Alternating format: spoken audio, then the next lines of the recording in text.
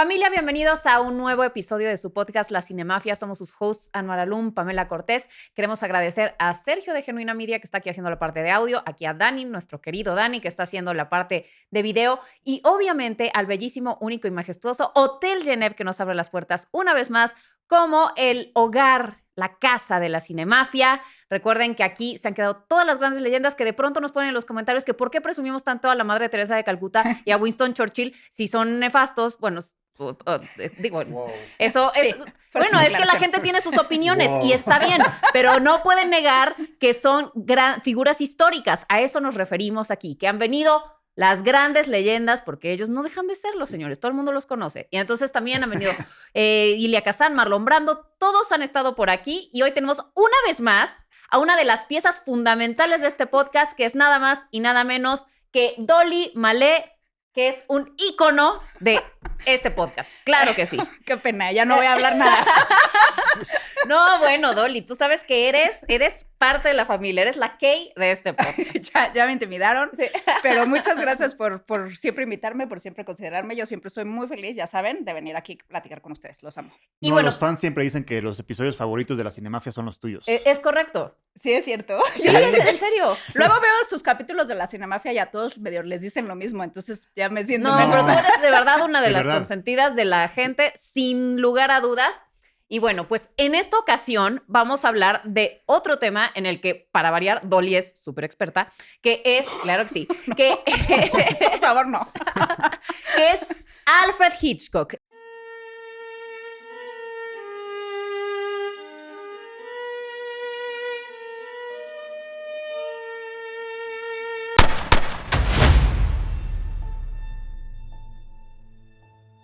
Ya que estamos entrando en el mes de octubre, mes del horror, mes de todas estas cosas lúgubres, tétricas y mórbidas, entonces vamos a hablar de el maestro del suspenso, Alfred Hitchcock.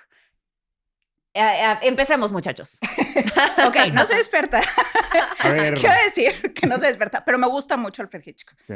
Bueno, vamos a pasar los datos duros aburridos rápido, ¿no? Ajá, Porque sí, sí, esos sí. son como chafas y luego nos adentramos a la diversión. Ok. Bueno, o sea, él nació en 1899 y tenía ascendencia irlandesa y inglesa en Sussex, en Essex.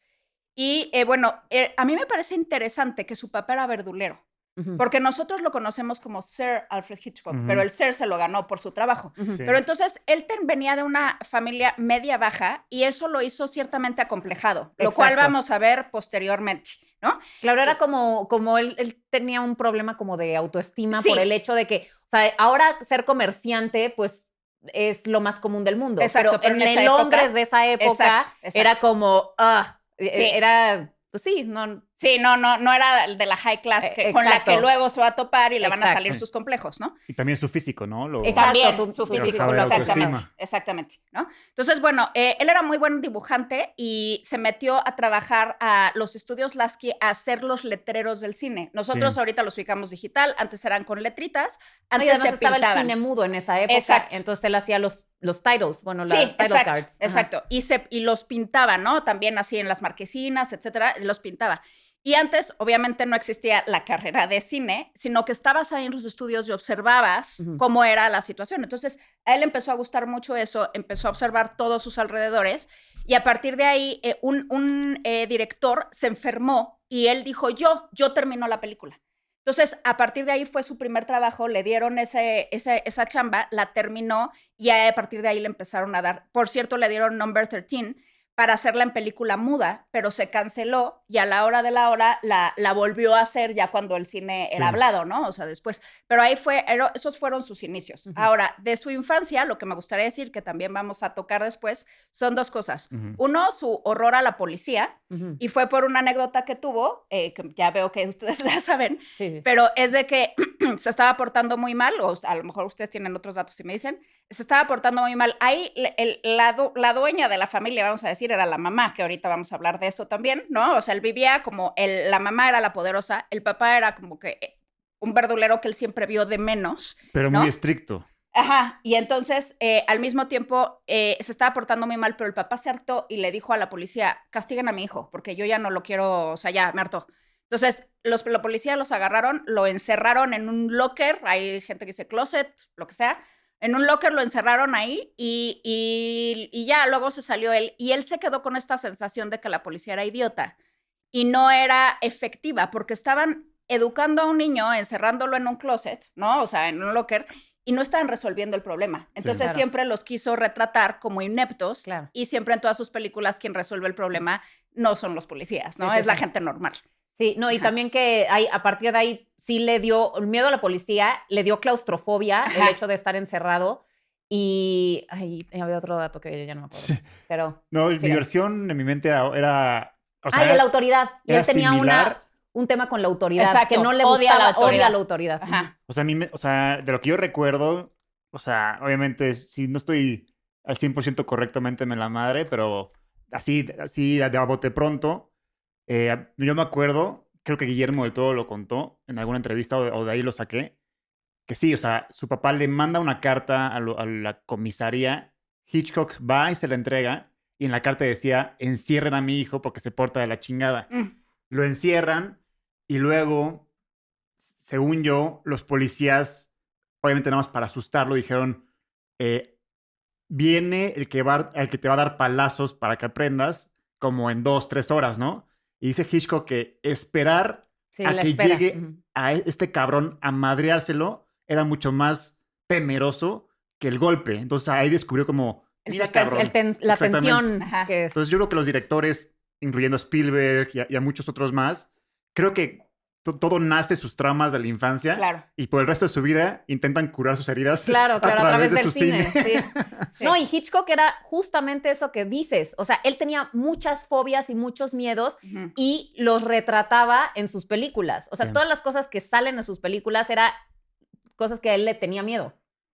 Y también, o sea, lo que estaba diciendo la mamá, o sea, su mamá era súper sobreprotectora, súper estricta, Ujú. súper, o sea, castrante y Sí. eso, y también eso se refleja también a futuro en su relación con Alma, que era su esposa. Sí, o sea, que exacto. ella era muy mandamás en Sí, de el hecho, matrimonio. a Alma la conoció en esa primer película que le ofrecieron, porque Alma era guionista, era Ajá. editora y todo este tipo de cosas, y ahí fue en donde la conoció y se casaron relativamente jóvenes. Sí, ¿no? sí, Se sí. casó, me parece que bueno, aquí lo tengo, en 1927 a sus 28 años. Sí.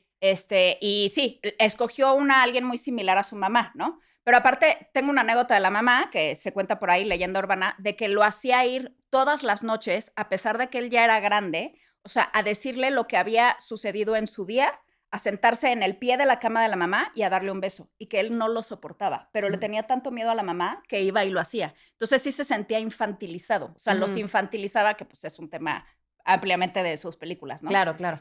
No, y también, entonces se casa con Alma y dicen que él no hacía película que ella no aprobara. O sea, que ella leía todos los guiones que pasaban por él y que si Alma decía no se hace, no se hace y sí. O sea, ella era la Sí. que decidía qué películas hacía. Pues sí, muchos atribuyen que, así como muchos dicen que John Williams levantó mucho la carrera de Spielberg, muchos dicen que Alma fue la que levantó Ajá. mucho la carrera de Hitchcock.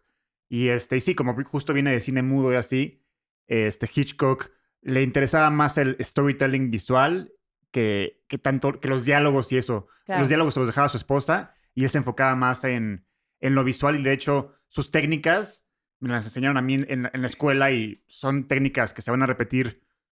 Hoy en día se repiten en Avengers, por ejemplo, que es filmar la película antes de ser filmada. Exacto. O sea, él era muy detallista en sus storyboards y más en esa época porque en esa época no podías ver el material hasta que revelas la cinta. Entonces, entre más preciso eran sus storyboards, pues el riesgo era menor porque ya tenía la película filmada antes de filmarse.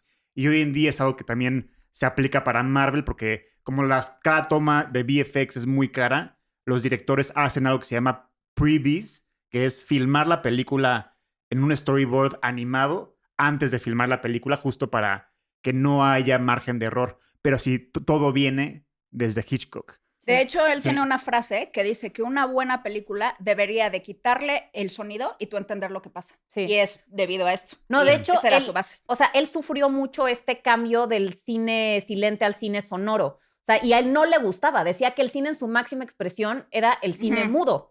Y entonces, de hecho, no sé si sepan que el primer talkie británico lo hizo él. Se llamaba No sabía. Blackmail. O sea, fue la primera película sonora británica que se hizo en la historia. Ah, ya. Entonces también esto lo elevó, le dio un estatus muy cabrón porque pues se volvió muy famosa la película por ese simple hecho. Pero sí, y lo que dices, o sea, dicen que él jamás hacía un master shot. O sea, que él grababa por pedacitos la película. O sea, decía, así en el storyboard dice, close up, y hacía el close up. Y movía todas las cámaras otra vez para hacer lo que seguía y lo que seguía y lo que seguía. O sea, que era muy complicado trabajar como editor para él, porque era un montón de pedacitos de cosas. Pero su editora era Alma, entonces pues como que la daba igual, ¿no? Pero bueno, también lo interesante ahí con Alma, que continuemos con ella, es que bueno, tuvo a su hija, Patricia Hitchcock, al año siguiente de casados y nunca volvieron a tener hijos. Y aquí la leyenda es que lo que pasa es que nunca volvieron a tener relaciones sexuales. Wow. ¿Por qué? Porque tenía este complejo de Madonna Whore. Ah, sí. En la que cuando tú tienes, o sea, ya tu esposa se volvió mamá, ya no puedes volver a tener relaciones sexuales con ella porque la ves como una mamá. Entonces, sientes que es como ya la mamá de tus hijos es algo muy puro y ya no la puedes tocar, que por cierto dicen que también le pasó a Elvis Presley y por eso también nada más tuvieron una hija, ¿no? O sea, entonces, y creo que sí lo dicen en la película de Priscila, pero bueno, lo sugieren. Ajá, lo sugieren. En la de Baz Luhrmann no, porque pobrecito Elvis Presley ahí, pero en la de Priscila sí lo dicen y en otras versiones de Elvis Presley sí lo han dicho. Entonces, aquí pasó lo mismo. Entonces, tenían una relación justo como de madre e hijo, porque nunca volvieron a tener relaciones más que para tener a su primera hija. Entonces, pues también está interesante. Muy buen dato. Sí. Y bueno, pues entonces Hitchcock se había hecho como toda esta fama en Reino Unido, pero todavía no había hecho el salto al charco en el cine de Hollywood, que pues, obviamente era donde estaba pues, todo el dinero, todo el poder y toda la industria. Y entonces llega con David O. Selznick a hacer Rebecca, que es, o sea, pues su primera, que en realidad fue una producción más británica, pero ya era con el sello de David O. Selznick. Ajá. Y que dicen que le costó muchísimo trabajo justo por el tema de la autoridad. Exacto. Porque él no soportaba tener un jefe y además era la época de los grandes productores de Hollywood, que estaba Louis B. Mayer y David O. Selznick, y ellos eran casi los dueños de la película. Exacto. Y ellos tomaban todas las decisiones.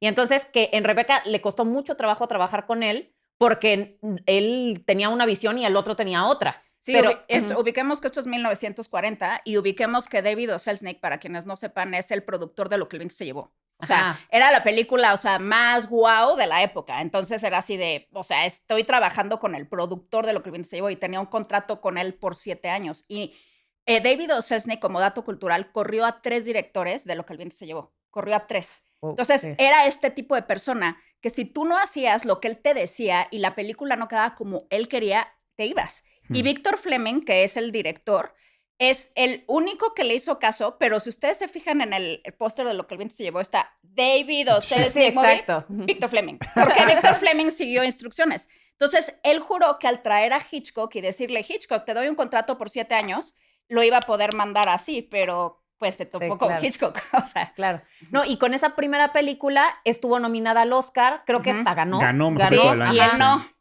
Exactamente. Pero nunca en su carrera. Nunca en su carrera. 5 nominaciones y nunca ganó. Le tuvieron que dar un honorario, como suelen hacer los Óscares, o sea. Sí, que dicen que era, o sea, 5 nominaciones al Oscar a Mejor Director y siendo un gran director de actores, además. Sí. Pero que la gente lo veía como demasiado exitoso y demasiado comercial. O sea, como demasiado entretenido. Era demasiado entretenido su cine y entonces como que no lo veían como para... Y también es de género, o sea, lo catalogan. Ah, exacto. Por ejemplo, lo que le pasa hoy en día a Jordan Peele, a Ari Aster, a todos estos grandes maestros del cine de terror que como la academia le hace fuchi al género, por ende no son considerados dentro... Yo también considero que era una persona que no era tan querida porque era muy rebelde. Sí, y claro. no, o sea, justamente como no le gustaba la autoridad y se burlaba de la autoridad, que ahorita podemos entrar a hablar de eso, pues la autoridad, que era la academia, dijo, te burlaste de nosotros, pues no te vamos a dar premios. O sea, yo pienso que fue una especie de castigo y que luego fue de, bueno, pero perdón, ya te vas a morir, el honorario. Sí. En Rebecca, el dato que yo tengo de que estaban peleados, bueno, de que no, es que O. Selznick quería que acabara en que cuando se incendia toda la casa, sale el humo con una R. Eso era lo que quería O. Selznick. Y Hitchcock, ¿de qué hablas? O sea, ¿qué es eso? ¿No? O sea, esto no es o sea, Hitchcock tiene datos surrealistas, pero no de ese tamaño, ¿no? Así una jalada así. Que ahorita seguramente se haría en esta época, ¿no? Pero bueno, él dijo, no, si lo que tú quieres transmitir es que Rebecca, la presencia de Rebecca continúa. Exacto.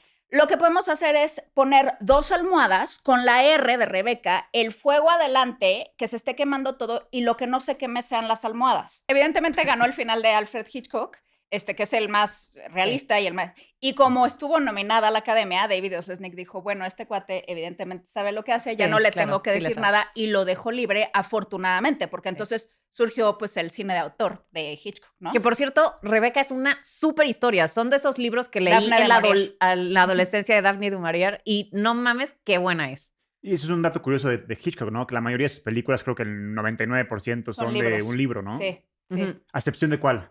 Había una que no era de un libro. No sé. Psicosis no es un libro. No, sí. Sí, es Sí, un es Sí un libro. es. libro. Sí, sí. Robert Ahorita Bloch lo escribió. Ahorita Ah. investigo. Ustedes No, sí, es Robert Bloch. ¿Ah, sí? Ajá, es un libro. Sí, sí, sí. No, sí. no, me refiero de que cuál es la Ah. única película Eso que sí, no sé. Ah, solo hay una que no. Sí, según Wow, yo sí, ¿cuál será? hay una. Déjame investigo. Ah, esa sí no sé. Ese dato sí no Porque era sé. como un dato por ahí que leí. Shadow Ok. of a Doubt. No sé. Ustedes continúen. ¿Continuemos? Ok, sigamos. Ok. De Alma.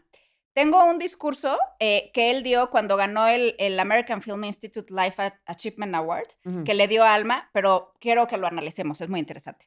Pido permiso para agradecer a 4 personas que me han dado el mayor afecto, apreciación, ánimo y colaboración constante.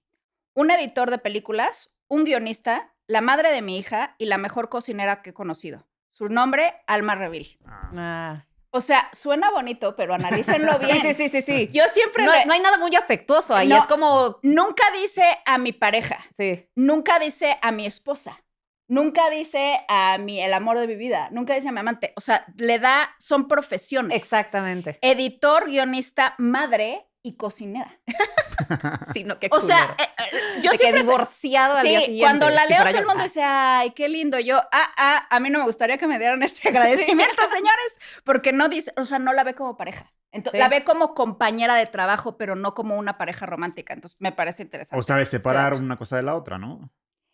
Pero ¿por qué diría todo esto y no diría aparte como o sea, está diciendo la El amor madre de de mi mi vida, hija, la ¿por qué mujer no que me diría mi esposa, conquistó? mi amante, mi pasión? O sea, o sea, no des Justifiques. esos agradecimientos a tu esposa cuando te den unos Exacto. Exacto. Sí, no, la verdad la veía como una extraordinaria colaboradora. Exacto. Ajá. Y como, sí, la madre de su hija y ya. O Sí, sea, exacto. Y bueno, en 79 fue cuando le dieron el Sir Alfred Hitchcock. Ya fue Ok. tardío, pero en Ajá. realidad. Murió en 80, mientras dormía. No era una gran persona, eso de que, ay, los que son buenos mueren cuando duermen. No era una gran persona ahorita. y le fue de poca madre. Pero siempre. murió dormido y fueron 600 personas a su velorio. Entonces, Wow. bueno, pues esos son No, sus datos. era un hijo de su madre. Ajá, Sí, no. exacto. O sea, Ajá. yo me acuerdo que había rumores de que a sus compañeros de crew y de cast, cuando hacían un brindis en el set, les ponía laxantes en el alcohol, como una broma pesada para que el día siguiente Sí. se estuvieran cagando. Órale. O también de que contaba un chiste, o sea, lo iba construyendo, y cuando estaba a punto de llegar el clímax, se volteaba y se iba. Y entonces dejaba a la gente a medio chiste. Tenía un humor muy Pero negro. Tenía un humor muy negro, pero también tenía un humor mucho que se burlaba de él mismo también. Sí, sí. O sea, en el programa de Alfred Hitchcock Presents, que llega mucho después, que luego Ujú. regresaremos, o sea, todas sus introducciones eran mucho de burla a él, Ajá. de Sí. burla, o sea, Y por eso caía bien también. exacto, por O eso sea, no sí. era... No era nada más detestado, burlando, no ajá. era bully, o sea, Ajá. sino que se burlaba de sí mismo Y también. aparte, sí. o sea, hoy en día ya la audiencia conoce mucho físicamente a los directores detrás de la película, por redes sociales. O sea, todo el mundo sabemos quién es un James Gunn físicamente, Ujú. un Robert Eggers, Ari Aster, por las redes sociales. Pero en ese entonces, muy poca gente sabía el físico de la Ujú. persona detrás de la Claro, película. Exacto. Y este güey se supo ganar al público con 2 cosas. Uno, fue el primer Stan Lee de hacer De hacer cameos, cameos. en Ujú. sus películas. Entonces ya la audiencia buscaba el cameo de Hitchcock en cada película. Y lo hizo, aquí tengo el dato, en 38 películas. No hizo mames, cameo. sí. El sí. primer cameo lo hizo en 1927.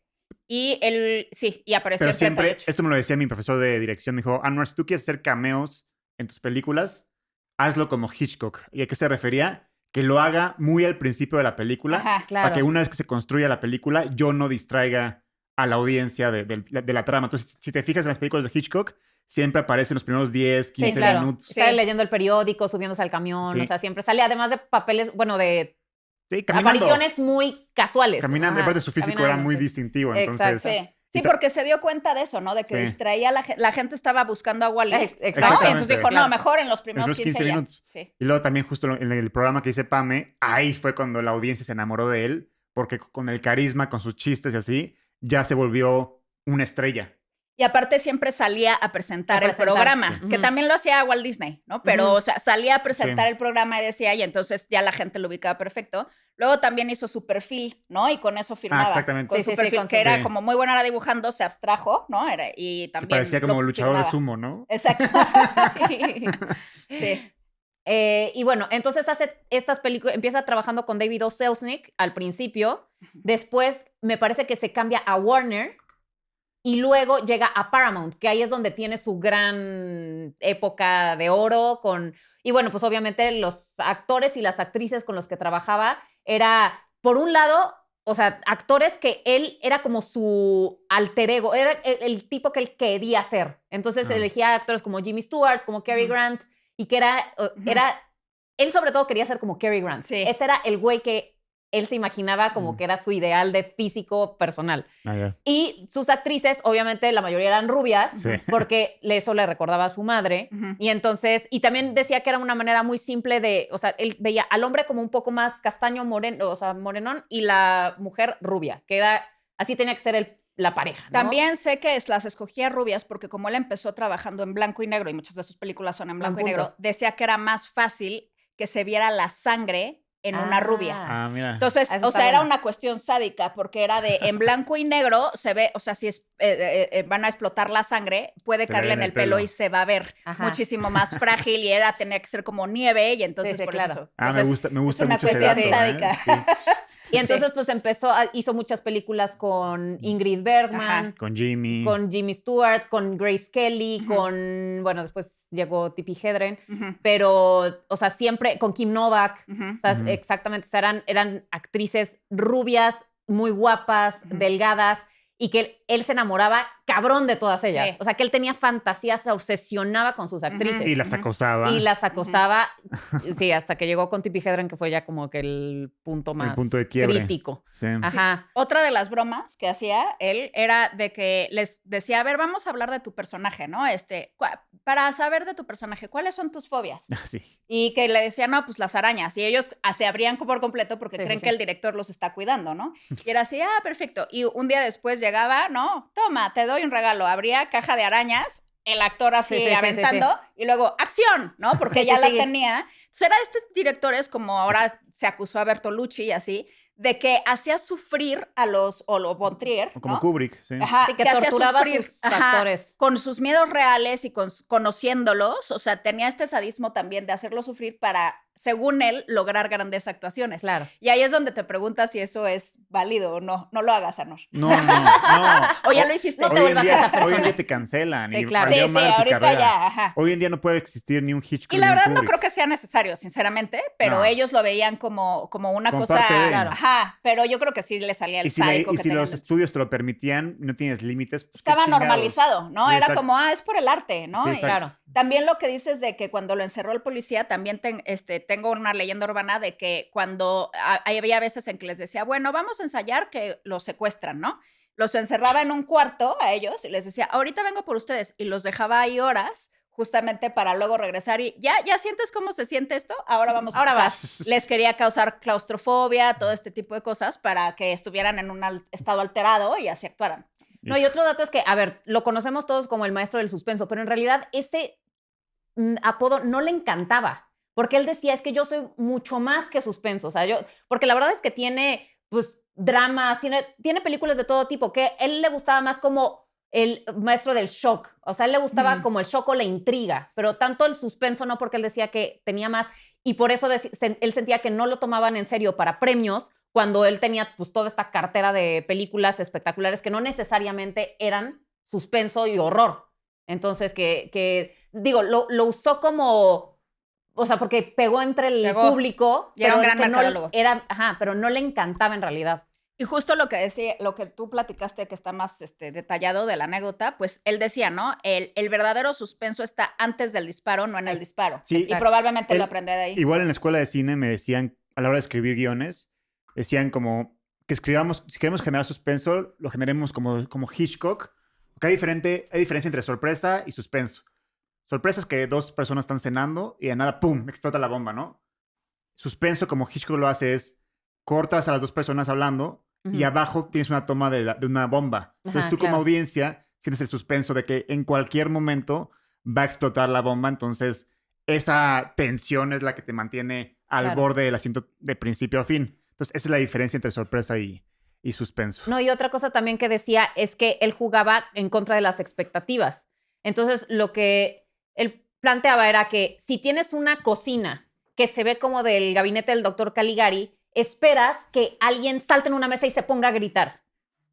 Pero que en una cocina que se ve normal no lo esperas. Entonces que por eso le gustaba como que los ambientes fueran muy acogedores, que sintieras casi como que estás en tu casa, y ahí era donde pasaban las cosas terroríficas y horribles, porque no era algo que esperaras. Que ahí viene el baño, ¿no? O sea, exactamente. Que fue el primero que hizo un asesinato en el baño, y por eso Psicosis es tan, o sea, icónica y es de las películas más icónicas de la historia, porque fue el primero que dijo, a ver, ¿en dónde realmente nosotros tenemos ya de por sí una preocupación?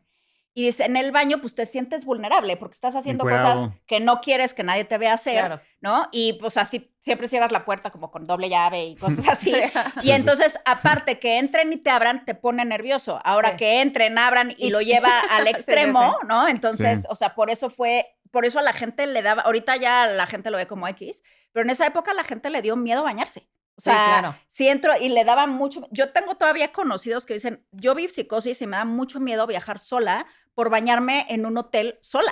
O sea, entonces sí causó esta cuestión de el tabú de lo que significa el baño, porque el baño no salía mucho retratado en el cine en esa época tampoco. De hecho, hay un rumor que dice que Walt Disney le prohibió la entrada a Hitchcock a Disneyland para filmar una cosa por su película cochina Psycho. ¡Órale! Su película cochina.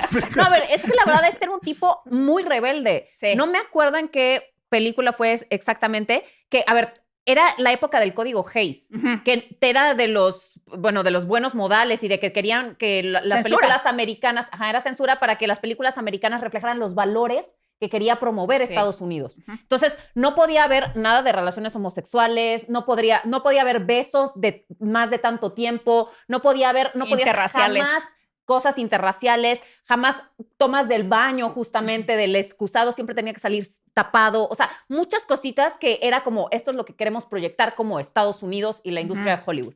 Y este cabrón lo que hizo con el código Hays, o sea, en una película que no podías tener más de, no sé, el beso no podía durar más de 3 segundos, las bocas pegadas. Entonces lo que él hizo era que se pegaban y se despegaban, se pegaban y se despegaban para...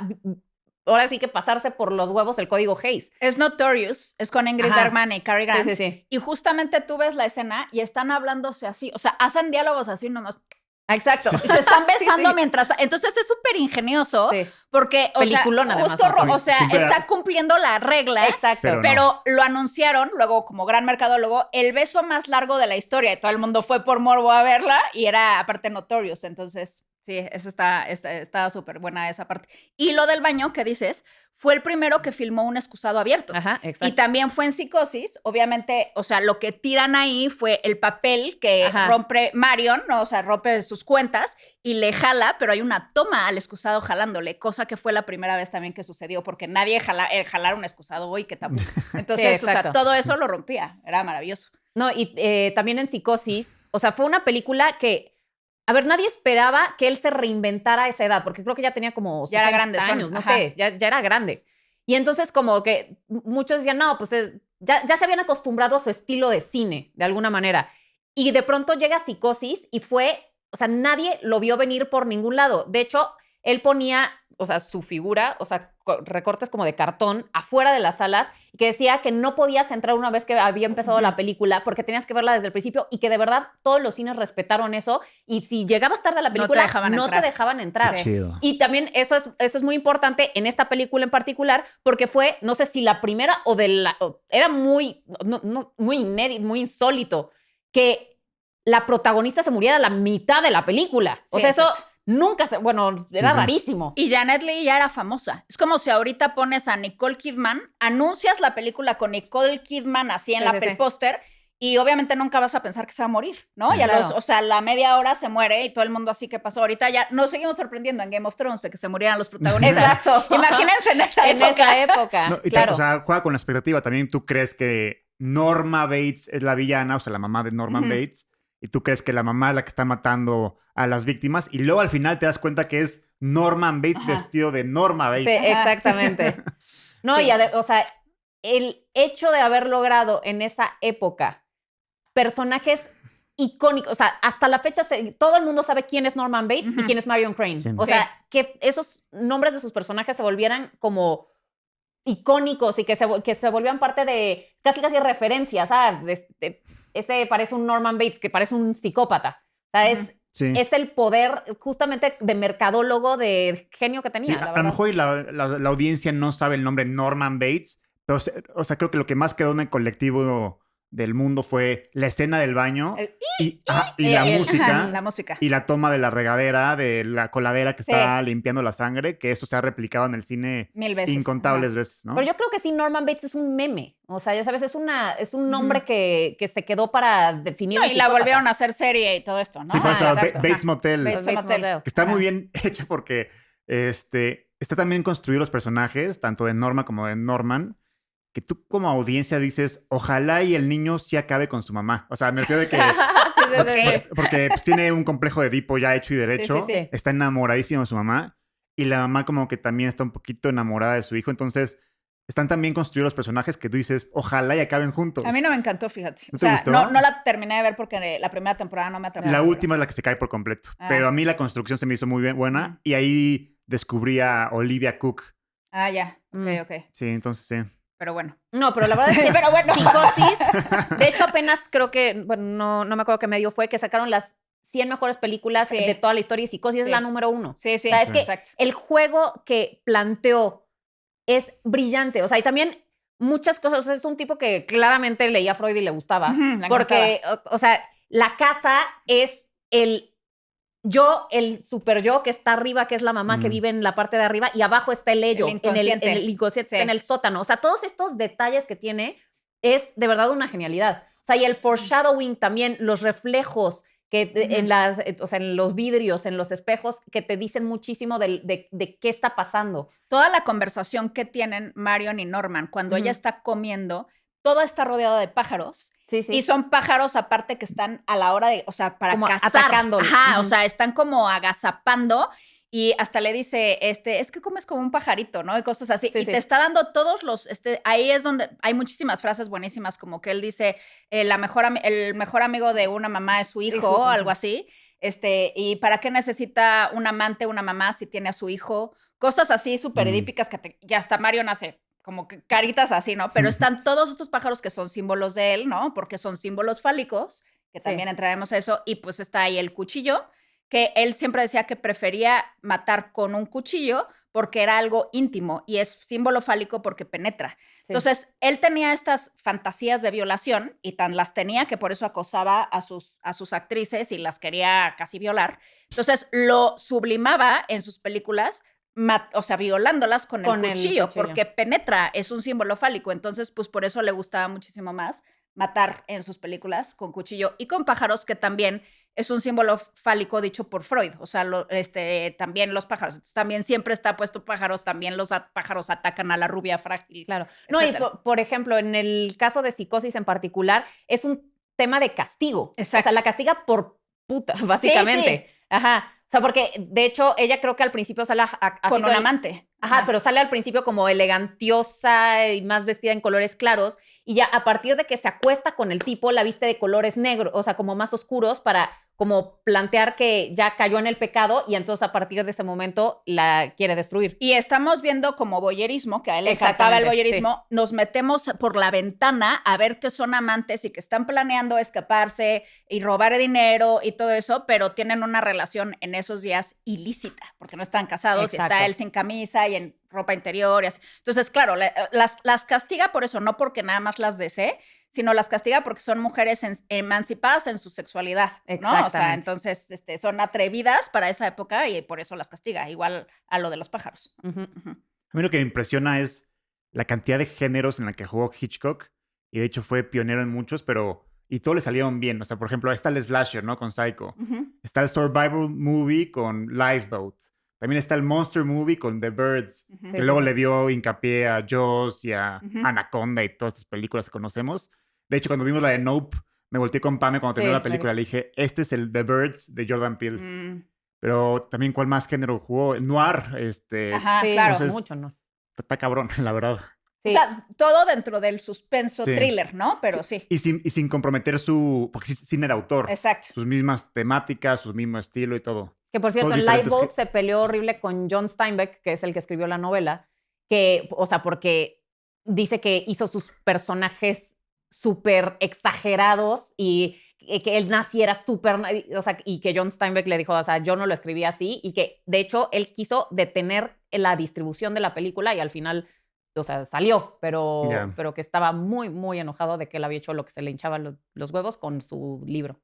Y también fue el primero que trajo el horror a la casa, ¿no? Que era lo que también estábamos diciendo. Porque antes el horror era el monstruo de Transilvania, bueno, Drácula, ¿no? O sea, la momia, eran monstruos extranjeros, porque todo el horror estaba en la otredad, ¿no? En nosotros, Estados Unidos, somos perfectos y aquí todos somos buenos, pero el extranjero es el malo, porque pues hablamos de guerras mundiales, etcétera, etcétera. Entonces siempre los monstruos estaban fuera y él dijo, no seamos hipócritas, o sea, el horror se genera en la familia. Y por eso todas sus películas son de el esposo me quiere matar, mi mamá me quiere matar, o sea... O el tío en Shadow of a Doubt. El tío, que es buenísima esa. Buenísima. Entonces, siempre él lo trajo a la familia y por eso cuando sacó en 1955 Alfred Hitchcock Presents, también dijo una frase que es, estoy muy contento de que el horror venga a la televisión de las casas, porque ahí es donde pertenece.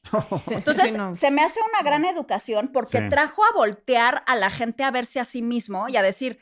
Sí, el horror está en cómo educamos a la gente, o sea, y entre nosotros mismos, nada de que el extranjero que nos viene a hablar en ruso, o sea, está aquí, ¿no? Entonces, él tenía esa conciencia que en esa época ni se hablaba, ¿no? Volvemos a lo mismo con el código Hays. Entonces, sí, era un tipo brillante, pero podemos pasar a su lado oscuro. Sí, podemos pasar a su lado oscuro.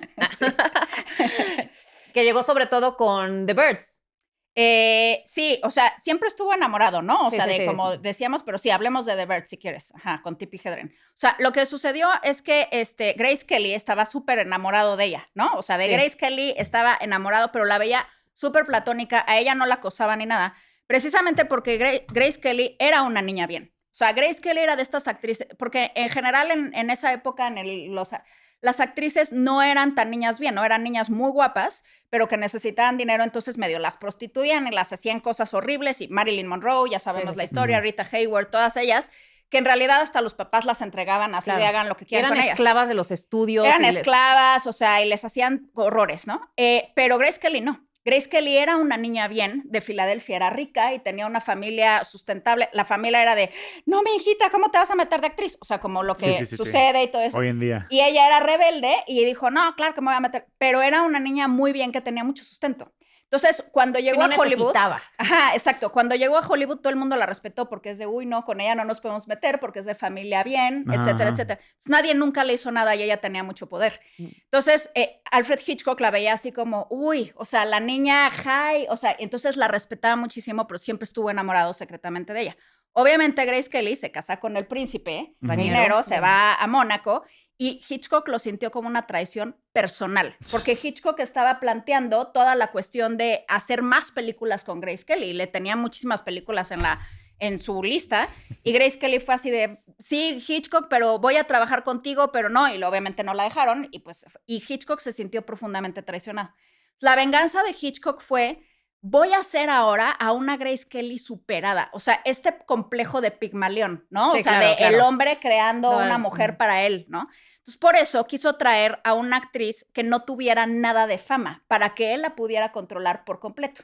Entonces, o sea, vio a Tippi Hedren, que era modelo, y dijo que... Era un anuncio de cigarros. De chicles, creo. Tráiganme a esa niña. Y entonces ya llegó Tippi Hedren, que era una que sí estaba necesitada de dinero porque era madre soltera, y estaba trabajando como loca para mantener a su hija y no tenía mucho dinero, etc. Que es la mamá de Melanie Griffith. La mamá de Melanie Griffith. Y en eso, o sea, llega Alfred Hitchcock, o sea, y te dice, te voy a convertir en mi estrella. Pues te quedas así temblorosa y dices, voy a hacer todo lo que usted diga. Y entonces el otro, ajá, va a hacer todo lo que yo diga. Y entonces, pues claro que la empezó a torturar muchísimo porque él lo que quería era, en realidad estaba no sublimando, más bien poniendo todo el castigo que quería darle a Grace Kelly en la pobre Tippi Hedren. Su venganza. Ajá, su venganza. Y entonces la torturó en muchísimos grados, pero por ejemplo, una de las cosas fue que, si se acuerdan, en la escena de los pájaros donde está en la cabina de teléfono, y, o sea, le dijo que era de azúcar y a la hora sí era de cristal. Hijo y cuando de su se madre. rompió le cayeron cristales y, ¿La o cortó? sea, la cortó de verdad. O sea, Hijo de su y madre. él así, Sí, no. jaja. O sea, y él divirtiéndose así, ¿no? Y lo que decías de los hombres, que también siempre tenía complejo de cuando trabajaba con los hombres guapos, es que ahí, o sea, el actor le dijo, oye, Hitchcock, ven que los cuervos son súper inteligentes, ¿no? Son de los animales más inteligentes que hay. Y tienen memoria. Entonces, había un cuervo con el que estaban trabajando que odiaba a Robert Mitchum. O sea, él lo odiaba. Y entonces era así de, oye, Hitchcock, es que este cuervo todo el tiempo me picotea. No le hubiera dicho. Porque Sí. siempre se lo ponía. Pónganle ese cuervo siempre. Para fastidiarlo. Entonces, o sea, siempre agarraba ese tipo de cosas y las usaba tú. Pero lo que más Sus fobias. me gusta de ahí es, a mí me da mucho miedo esa película, no la película, me da miedo pensar cómo se filmó. O sea, el contexto O de... sea, sí. ajá, cuando sabes cómo se filmó da mucho más miedo. Porque, o sea, primero a ella le dijo que iban a ser pájaros que no eran de verdad, ¿no? Luego no resultó, evidentemente se veía muy chafa. Y bueno, para que la estuvieran picoteando, le cosieron en el vestido ¿Alpiste o qué? como carnitas, ¿hazte cuenta? Wow. O sea, con hilos carnitas, y amarraron a los pájaros a los hilos. Entonces no se podían ir y era para que le Wow. comieran. Y dice que también un pájaro le ¿El ojo? mordió el párpado. En una entrevista lo dijo Tippi Hedren muchos años después. Le mordió el párpado y se quedó con tantito párpado fuera. Hijo. Entonces le entró un ataque de pánico y tuvieron que parar la grabación unos días para que ella se calmara porque en serio la atacaron. O sea, los Wow. pájaros, o sea, porque Hitchcock los obligó a atacarlos, o sea, obviamente. Sí, sí. Y también me impresiona que cuando sube, que ya ven que es muy famoso eso también de por qué subiría al cuarto lleno de pájaros en lugar de irse de la casa, y que también ella le dijo, es que Hitchcock no tiene ningún sentido subir, ¿no? O sea, si está lleno de pájaros, ¿por qué voy a subir? Y le dijo, no me importa que tenga sentido, tú hazlo, sigue órdenes, ¿no? Y también dice que era mucho así, que en sus guiones era de, pero eso no lo haría mi personaje, finge, ¿no? El que les decía. Entonces, bueno, ella sube a este ático lleno de pájaros y cuando entra y todos la empiezan a atacar, si ustedes se fijan, es una escena que ella está teniendo ruidos orgásmicos. No Sí, está gritando. Ajá. O sea, Sí. uno entraría a ese cuarto y gritaría, Sí, o sí, sea, sí. y ella, Sí, sí, sí, sí, sí. o sea, así Sí, está. sí, sí, sí. O sea, entonces él tenía una frase que decía, yo filmo las escenas de amor como si fueran de asesinato y las de asesinato como si fueran de amor, porque amar y morir es lo mismo. Wow. Wow. Y ahí es donde Intenso, cabrón. es donde ves que él tenía este sadismo, Sí, ¿no? sí, Sexual. Sí, Era sí. una Claro, cosa claro. y o sea, ¿por qué la dirige a que haga esto mientras la están picoteando todos los pájaros? Claro. O sea, súper Wow. sexual y se va desmayando así. Sí, sí, sí, sí, sí, sí. Cero es real. O sea, ustedes pero, o sea, cuando te das cuenta de que a ella ya la habían atacado, le estaban mordiendo de verdad y eso, sí da pánico. O sea, Sí, claro, da claro. completamente pánico. No, y además ¿no? estar sometida a alguien que te está torturando y por necesidad de lo que quieras, no poder zafarte, saber que es una gran oportunidad. O sea, Exacto. digo que como dices, muchas actrices se sometieron a ese tipo de dinámicas, pero sí está muy fuerte, la verdad. Sí, y aparte como él sabía que lo necesitaba económicamente, la firmó por un contrato y sí hubo un punto en que le dijo, o sea, creo que le pidió que lo tocara a él. Sí, sí, sí, hubo Ella, un momento ajá, que sí la acosó. ella no quiso y le dijo, si tú no haces lo que yo te diga sexualmente hablando, Se acabó tu te voy, carrera. o sea, te voy a dejar encerrar. sin carrera. Sí. Porque Sí. como estaba firmada con él, le dijo, no te voy a dejar que vuelvas a trabajar en tu vida. Y él ya estaba en un momento así, porque después hizo Marnie con Ajá. él. Y en Marnie fue en donde ya la empezó a acosar muy duramente, ¿no? Ahí Sí. fue en donde ya empezó el acoso severo. Y entonces con Marnie dijo, nunca vuelvo a trabajar contigo. Y le dijo, sorry, firmaste un contrato por tantos años. Y ahí si se no te haces acabó todo la esto, carrera. Sí, entonces... Venderle el alma al diablo. Sí, ahí qué sí, fuerte. cañón. O sea, y ahí sí Hitchcock ya estaba embelesado de poder, ¿no? O Sí, sea, ya claro. nadie podía con él. Ajá. Entonces, pues, bueno, esas son sus cosas Hijo, sí. terribles y horribles, ¿no? Pero sí. Sí, pero digo, al final del día es uno de los cineastas más prolíficos que ha habido. La Sí. verdad es que yo creo que pues, te tardarías un muy buen rato en ver todas sus películas. O sea, desde Las Silentes hasta Sí. los últimos trabajos que hizo. O sea, era un tipo, pues era casi como Woody Allen. Cada año Sí. sacaba una película nueva.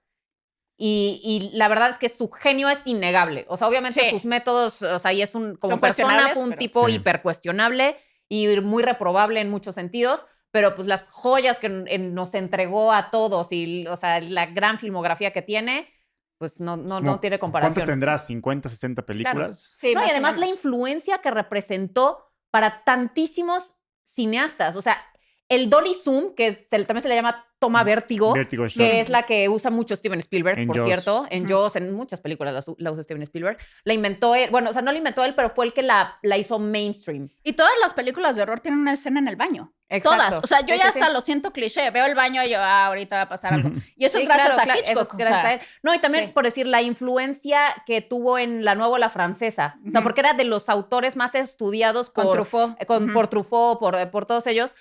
O sea, el Cahiers du Cinéma, que era la revista que tenían Ujú. los de la nueva ola. O sea, siento que le aprendieron mucho esa rebeldía Ujú. y esa manera como de contar las cosas con un lenguaje distinto y que no tenía que ser necesariamente como el cine clásico. O sea, porque Hitchcock sí tuvo una evolución muy clara en la que rompió muchas reglas. O sea, al principio sí puedes darte cuenta de que era un cineasta que seguía las reglas y era clásico, pero poco a poco fue rompiendo. De pronto metía una toma toda roja y de pronto, o sea, todas las tomas de Vértigo también tienen mucha innovación. Y Ujú. eso lo tomaron mucho los de la ola francesa para romper, ahora sí, ya todas las reglas. Pero sí, Justamente también trabajó con Dalí, ¿no? O sea, no sabía. sí, también trabajó con Dalí y en Spellbound. Hay una secuencia que Dalí hizo. De hecho, es una escena en la que Ingrid Bergman vean además, Ingrid Bergman es la psicoanalista del hombre. Ajá. Entonces, o sea, ahí otra vez la mujer es la autoridad, ¿no? La Claro. que entra en la mente del hombre. Y él está hablando de su sueño y el sueño lo hizo Dalí. Y si ustedes se fijan, están las ruedas así derretidas, o sea, todo el estilo. El diseño de producción lo hizo Dalí. Entonces hay un ojo llorando, derretido, o sea, Sí. entonces sí trabajó con Dalí. También, al parecer, Dalí le dio la idea de la toma de Vértigo en redondo, que todo fuera en... Y el póster ese icónico de Saul Bass, que también él, o sea, lo usó muchas veces a Saul Bass Sí. para hacer sus pósters. Pues también... Y no solamente el Vertigo Shot, también innovó en que Spielberg y Guillermo del Toro lo replican mucho, es encuadrar dentro de tu cuadro. O sea, empiezas con una full shot, luego empujas la cámara, te vas a un medium shot y luego empujas más la cámara Claro. y acabas en un close-up. Y también eso y el plano secuencia que hizo en The Rope. Ajá, claro. Bueno, el falso plano secuencia, porque que pues, simula que es un plano sí hay secuencia. cortes y muy evidentes, pero pues hoy en día Birdman y 1917 pues replican ese trabajo que Hitchcock también planteó en The Rope. Sí, de hecho, cuando estábamos en la carrera, no me acuerdo qué profesor creo que fue Carlos González, que nos decía que una de las mejores presentaciones de personaje que se han hecho en la historia es la de Grace Kelly en Rear Window, en La Ventana Indiscreta. Sí. Porque la presenta de todas las dimensiones posibles en una misma escena. O sea, ella empieza prendiendo las lámparas y entonces empieza, o sea, completa. Después se va acercando más y es un mid. Y después ya es un close-up. Ah, o sea, y que es una presentación de personaje para que la veas de todas las dimensiones. Yeah. O sea, era muy inteligente este cabrón, la verdad. Hay un fun fact de que... Y me encanta Rear Window. ¿Se acuerdan cómo acaba The Fableman de Spielberg? Ajá. Está en el estudio y John Ford le Y John dice... Ford, ajá. O sea, ahí paseando por Universal después de eso, Spielberg iba caminando y vio un set, una filmación, y se metió para chismosear qué pedo. El primer asistente de dirección lo vio, lo corrió del set y resulta ser que era un set de una de las películas de Hitchcock. No recuerdo cuál, una de sus últimas, supongo, pero o sea, está cagado que Spielberg fue corrido de un set de uno de Hitchcock. sus sets. Sí. Y volviendo a que sabía mucho de psicoanálisis, le encantaba el voyeurismo, Rear Window, ahorita me recordaste. O sea, muchas de sus películas, incluso las que no se tratan de voyeurismo, pero Psicosis, ven que él es como un peeping Tom que tiene claro. un cuadro que quita y está el agujerillo. Y siempre está el point of view shot, porque lo que él decía es que nosotros, como cinéfilos, dijo, todo lo que, la perversión que tiene cualquier cinéfilo es que es voyeurista. Es correcto. Porque te estás metiendo a la historia de alguien, a que no te vean a ti, pero tú te estás metiendo a la vida de alguien más. Entonces, es una sublimación, pero todos los cinéfilos somos voyeuristas. Mira, qué interesante. Yo estoy de acuerdo Entonces, con él. siempre ponía el point of view para que tú pudieras estar en el lugar del voyerista. Entonces, en Psicosis, tú entras a la ventana de ellos, tú estás en el lugar de Norman Bates viendo a Marion. O sea, en Rear Window igual tú estás observándola. Entonces, siempre puso que éramos voyeristas todos y tiene toda la razón. Y como normalmente narra en primera persona, tú junto con el protagonista vas descubriendo cosas del mundo y de la narrativa. Por ejemplo, en Rear Window nada más ves y descubres lo que él va descubriendo desde su perspectiva. En North by Northwest también tú vas descubriendo el caso junto con el protagonista. En Psycho tú vas descubriendo a Norman Bates junto con las protagonistas. Entonces, como siempre es narrado en primera persona, es fácil empatizar con sus personajes porque tú estás siendo ese cabrón al mismo tiempo que esos cabrones, ¿no? No sé si me doy a entender. Sí. Y de los castigos, también pues en Los pájaros, precisamente lo que hablábamos de las mujeres como emancipadas, la primera parte es muy chistosa porque ahí también hay una mamá castrante, ¿no? En Los pájaros, la suegra también es súper... Y te dicen aparte que nunca permite a ninguna novia, ¿no? Llegar y por eso él está solterón ahí de 30 y tantos años, etcétera, etcétera. Y, ¿cómo se llama? El caso es que la primera parte de Los pájaros, que aparte no hemos hablado del MacGuffin. Claro, que también era uno de sus grandes... exacto, aportaciones, ¿no? Herramientas. Exacto. Bueno, ella lo inventó. Tengo entendido que él le puso el nombre de MacGuffin. O sea, no fue él, fue alguien que trabajaba con él que se apellidaba MacGuffin. Ok. Pero sí. Pero vino de ahí. Viene de su cine, pues. Sí. Bueno, el punto es que la primera parte de Los pájaros, ella conoce al galán en una tienda de animales. Sí. Y entonces ve que él quiere unos lovebirds, ¿no? Y entonces ella lo escucha, ve la dirección de él, ella le consigue, porque aparte eran unos pájaros súper difíciles de conseguir los lovebirds, se los va a conseguir, se roba la dirección, lo va a buscar a él y aparte para llegar a su casa había que cruzar con una lancha y todo. Ustedes están poniendo que es una rogona, ¿no? O sea, que es una facilota que vio a un güey en una tienda que le gustó y que está haciendo todo por él. O sea, y que llega con los lovebirds y finge que es de la tienda y le trae los pájaros y tal y cual. Entonces también es el castigo porque eres una rogona, ¿no? O sea, entonces es este tipo de cosas. Siempre las castigaba como por este tipo de cosas o por deseo, ¿no? Sí. Pero eran vibes donde ves el sadismo de a mí no me pelan, entonces era como el niño de no me hace caso, le voy a jalar las trenzas. Claro. Justo.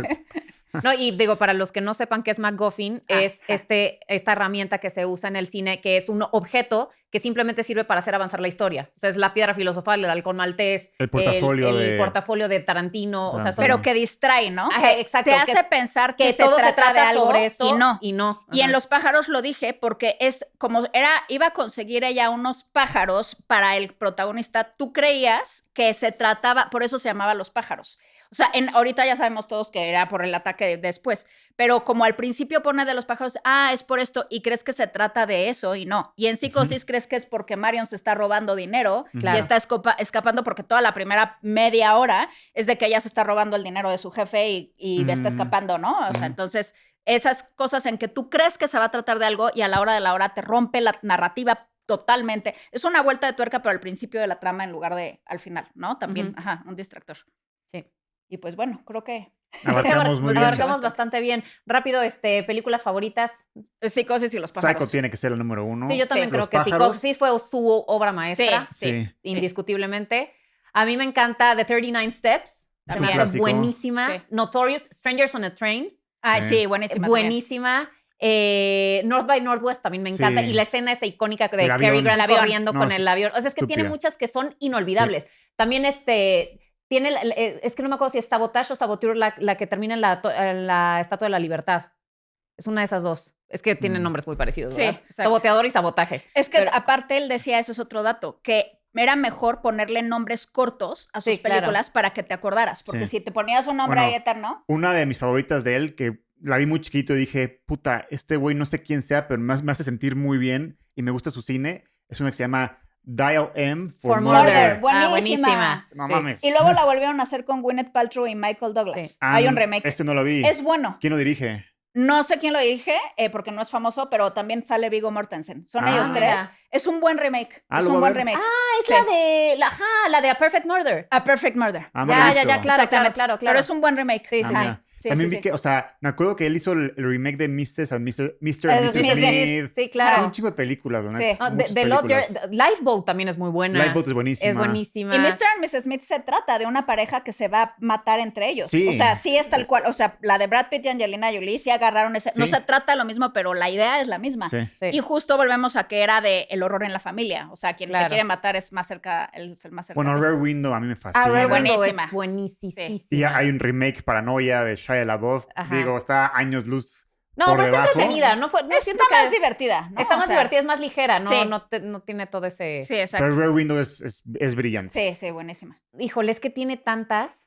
Sí. Vértigo también no la mencionamos Vértigo, mucho, pero clásico. Claro, clásico. sí. ¿Qué otra? ¿Cómo se llama la que es como una vecindad que viven como en el campo y entierran a un vecino y toda la trama se desarrolla a partir de ahí? Tienen que descubrir quién fue el que mató al vecino. Ay, no me No acuerdo. sé. Pero La Soga también es muy La buena. Sí. Rope. Sí. A mí, o sea, me gusta el Rope por lo técnico, pero no a nivel narrativo. Ya, Se me ok, hicieron ok. muy estúpidos los protagonistas, entonces Ah, no, ya. no pude empatizar con ellos ni que me interese. The Ok. Lady Vanishes. Ay, Ah, a mí Lady la que Vanishes. me encanta también y que es probablemente de las más distintas que tiene es la de To Catch a Thief. ¿Tú cachas? Mm, Sí. Y los paisajes ahí en Sí. la costa azul hermosos y Grace Kelly con esos vestidazos. Ahorita No, que me dijiste encanta. Strangers on a Train, me acuerdo Ajá. que ahí su tema es el doble, ¿no? O sea, y como todo, me encanta esa película estéticamente porque Sí. todo tiene que ver con el doble, o sea, las tomas son en espejo siempre entre ellos dos, porque ven que son dos que se Dos, conocen ajá, sí. y que se cambian el asesinato. Entonces, o sea, todo es en dos, o sea, y cómo están las corbatas de ellos, o sea, te cuenta que son líneas así y líneas así. wow.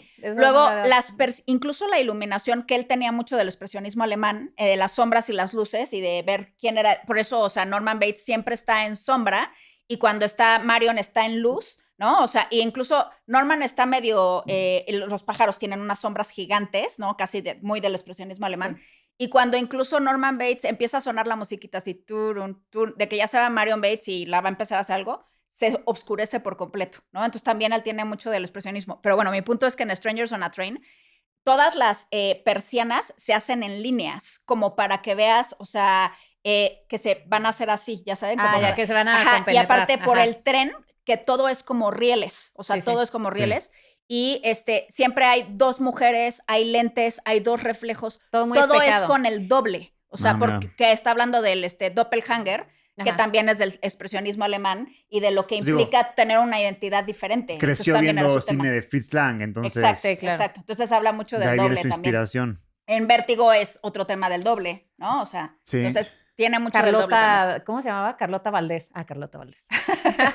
Eso sí no El me acordaba. personaje. Y es Kim Novak, ¿no? Sí, Kim Novak. En Vértigo, Ujú, sí. sí. No, pues no terminaríamos de alabar el arte de este hombre y repugnar todo lo malo que era como Sí, persona. Pero Pero bueno, creo que ya les dimos un repasillo de lo que es Alfred Hitchcock. Pónganos ahí en los comentarios cuál es su película favorita de Hitchcock. Si no han visto nada de él, hoy es cuando pueden empezar. Pues no sé si les recomendaría empezar cronológicamente o mejor No. iniciar con Psycho, sí. Psicosis Psycho. de Sí, plano. Pero bueno, no sé, coméntenos lo que ustedes quieran acerca de este gran autor. Compartan, sigan a Dolly, síganos a nosotros. Suscríbanse, muy importante, suscríbanse, perros. Y nos vemos en el próximo episodio de La Cinemafia. Bye.